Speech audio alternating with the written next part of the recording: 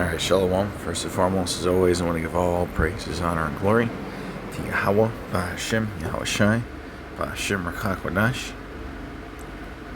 I want to give double honors to my apostles at Great Millstone who taught me this truth, and a sincere Shalom to the elect out there teaching this truth in all honesty and sincerity in these last days. Alright, and this is a video about not following temptation, okay, in these last days, okay, and being separate, man. All right, I'm gonna start off with 1 Peter 4:2. All right, and it says that he no longer should live the rest of his time in the flesh to the lusts of men, but to the will of the Most High. Okay, and that's what this world teaches us, is to live our lives for the flesh. Okay, now Yahweh Shai said, if they've hated me, they will hate you. Okay, so those who don't follow our power, Yahweh Shai, Yahweh Ba'Hashem, Yahweh Shai, and those who are of this world, okay, there's going to be an enmity there. Just like the scriptures say in James, was it 4:6?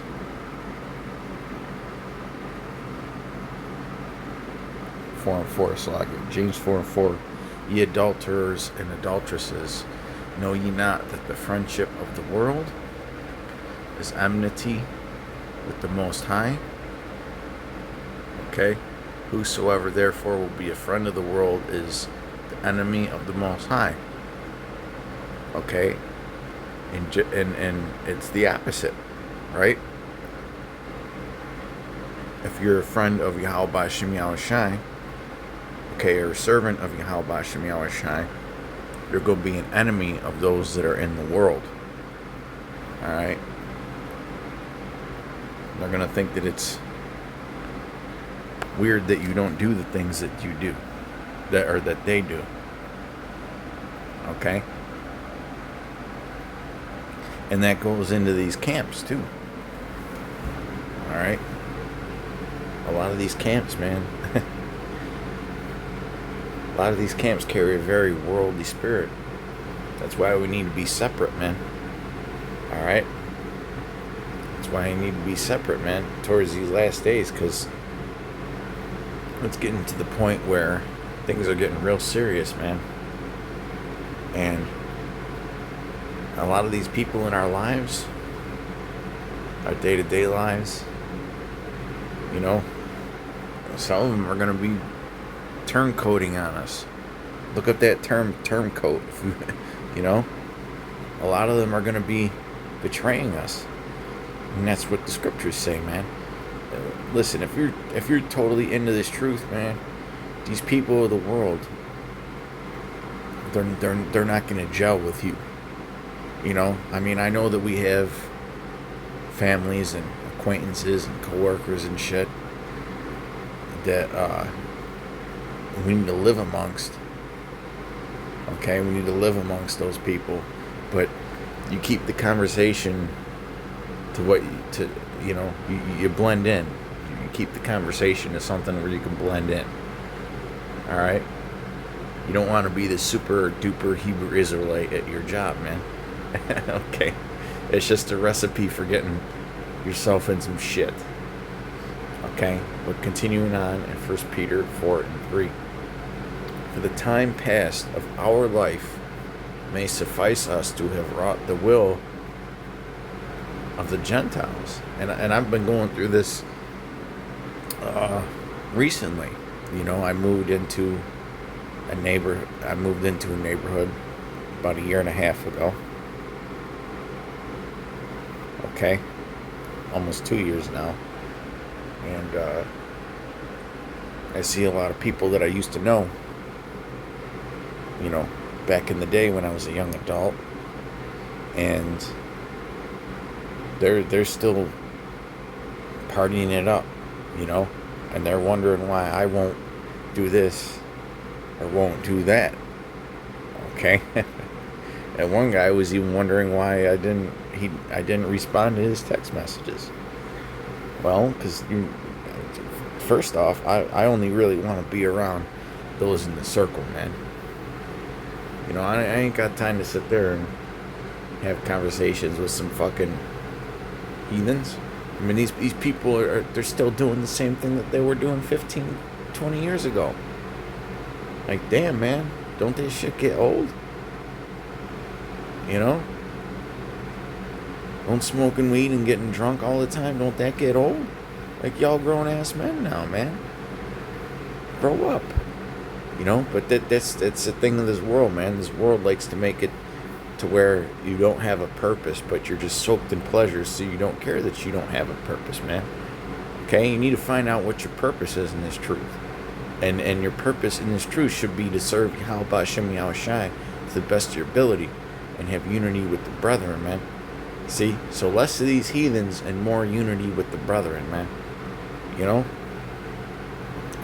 This is back in verse 3. For the time past of our life may suffice us to have wrought the will of the Gentiles when we walked in lasciviousness, lusts, excess of wine, revelings, banquetings, and abominable idolatries. Okay? So we used to walk in that path, but we don't walk in that path anymore, man. So if you don't walk in that path anymore, then what business do you have associating with those who still continue to walk in that path? Okay? I'm not saying that, you know, you see them out in public, you can't be cordial or friendly with them. Okay? I'm not saying that. You know, you deal with things as you deal with them. Okay? But you shouldn't be partaking in the activities that they're into. You shouldn't be into the things that they're into, going to the places that they're into. There is a saying, a wrong place at a wrong time. And that's true, man. Okay? And that's totally true, man. In this truth, you know, you got some younger brothers especially who think that they could just do what they want as long as they're not breaking the laws. And it's like, no, man. No, that's not how it works, man. There is a wrong place at the wrong time. Okay? You shouldn't be at no hood parties or anything crazy like that, man. Because those are the things that you did in the world, and you're supposed to be dead to them. You're supposed to be dead to sin. How can them that are dead to sin continue to live therein? Right? Go back to verse 3. For the time past of our life may suffice us to have wrought the will of the Gentiles when we walked in lasciviousness, lusts, excess of wine, revelings, banquetings, and abominable idolatries. When you were just totally lost. Actually, let me read this in the NLT. You have had enough in the past of the evil things that godless people enjoy. The evil things that godless people enjoy. Okay, so because you've been turned from somebody who was godless to being godly, okay, then you really need to show that you've just had enough of that shit. Really, when I think about the old man, sometimes I get disgusted, even though it was some years back. Alright? Even though it was some years back.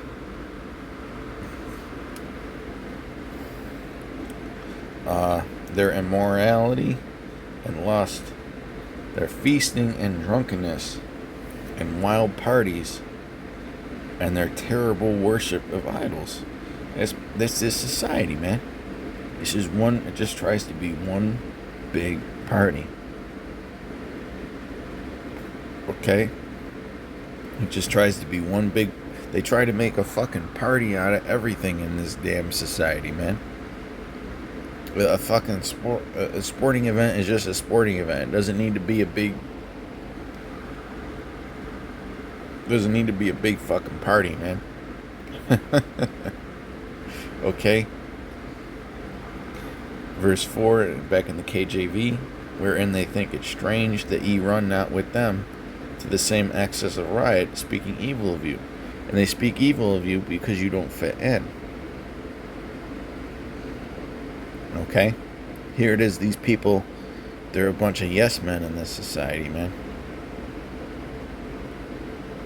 Alright, they have no moral compass.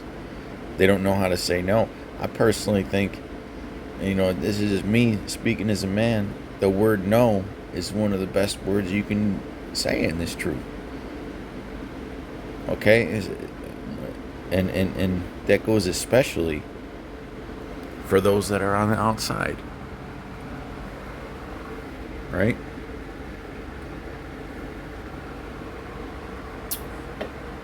Goes especially for those who are on the outside, man. All right. Actually, let me get this.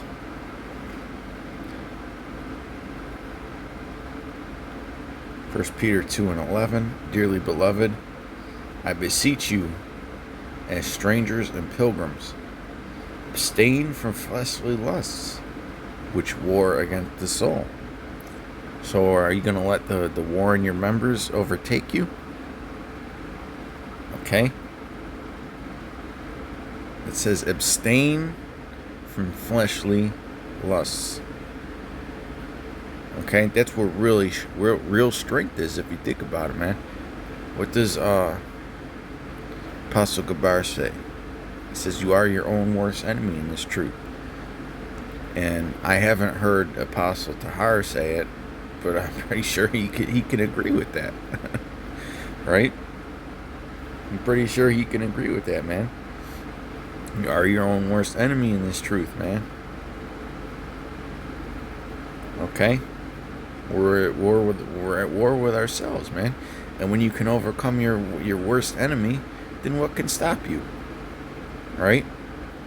The only thing that could stop you if you overcome your worst enemy is the judgment of Yahweh Shem Yahushai, man. But if you overcome the lust of the flesh and you continue to walk with Him, okay, and follow the Lamb whithersoever He goeth, then you're not going to be confounded. All right.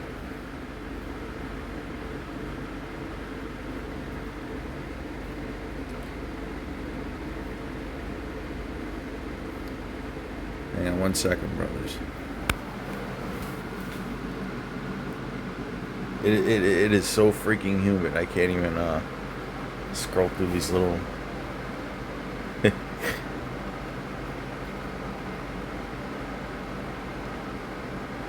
The Lord ain't playing, man. Just look at the weather.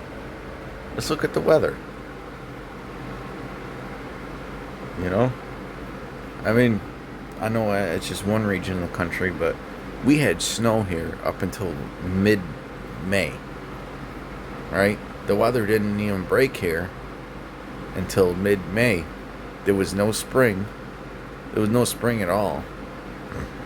And it just went straight to summer, man. It was like the hottest freaking summer ever. That's a sign from the Lord.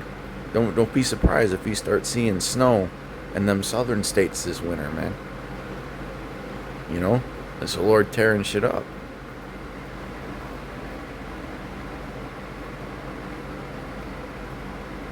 Romans 12:2, and be not conformed to this world. And when you read it in the NLT, it says, don't copy the behavior and customs of this world. Christmas, Easter, Thanksgiving, right? They have 4th of July nonsense. And you see a lot of Christians celebrating that shit, man. They all into that Juneteenth shit. I seen a Christian have a TikTok stream where they're celebrating Juneteenth, man. That's a lost soul right there. Right? Romans 12:12. And be not conformed to this world, but be ye transformed by the renewing of your mind. See, these people, they never renewed their mind, man. Because the Lord didn't call them. Okay, you need to renew your mind, man. It means, the word renew means, I believe the Greek word there is kainos, and it means to make fresh, to make new. Okay? You have to reprogram yourself, man.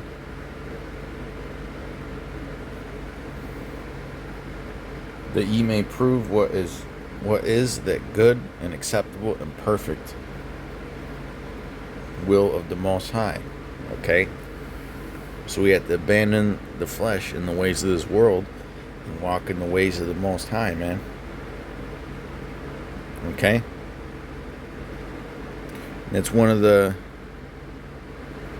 reasons, okay, that we're so separated from these other camps, man. Because a lot of these camps, they're walking in the ways of the world. They're not walking in the will of Yahweh Shem Yahushai. They're being carnal, getting caught in all kinds of scandals. You know, they're looking militant out there. You know what happened to being harmless as a dove? Okay. This is Ephesians 5:11. I'm just reading it off the screen. Not on this screen, but another screen. And have no fellowship with the unfruitful works of darkness, but rather reprove them. And that's what we're supposed to do. Alright.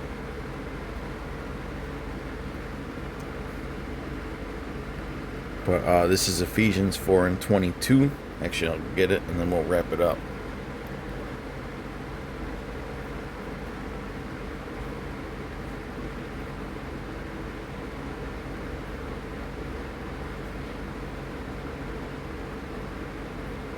Ephesians 4:22, that ye put off concerning the former conversation the old man, which is corrupt according to the deceitful lusts. Okay? So our old selves were corrupted by the ways of this world and through lusts. But Yahweh Shem Yahushai gives us power over that. Right? The power to say, no, I don't want to go to this party. Because I shouldn't fucking be there, even though there's going to be lots of beautiful women there, right? You know, and the Lord will do things where He'll give you like a super stressful day at work. Right? Super stressful day at work, man. You know? Just so that you'll get that feeling that you want to let loose and have a release. Okay? And then Satan will be right there with the temptation, man. To see if you'll go for it.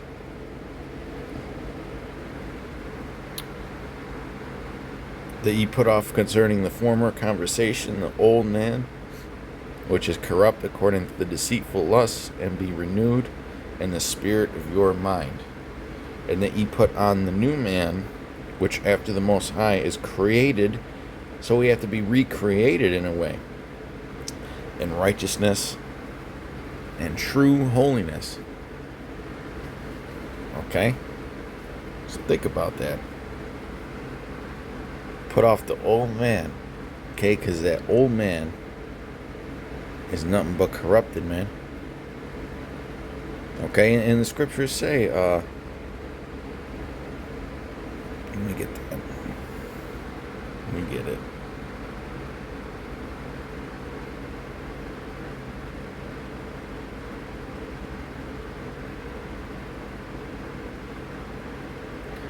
Second Corinthians 6:14, be ye not unequally yoked together with unbelievers, for what fellowship hath righteousness with unrighteousness, and what communion hath light with darkness.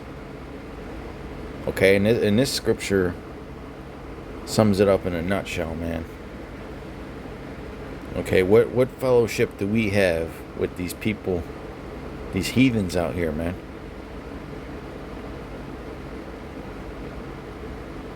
Okay? Scripture said, be ye separate and come out from among them. So till next time, shalom.